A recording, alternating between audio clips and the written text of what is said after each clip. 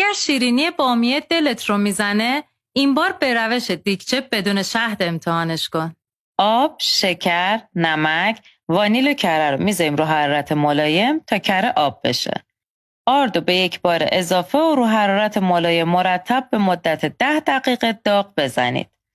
این مرحله تو بافت بامیه خیلی تأثیر میذاره. اگر با حوصله و دقت انجام بشه، بامیه ترد میشه. بعد از اینکه خمیر خنک شد، تخم مرغ ها رو دونه دونه اضافه و خوب هم میزنید. اگر قیف و ماسوره ندارید، میتونید از یه بطری آب معدنی کوچیک استفاده کنید. در بطری رو مثل تصویر با ماژیک خط کشی کنید و با کاتر خیلی آروم جدا کنید.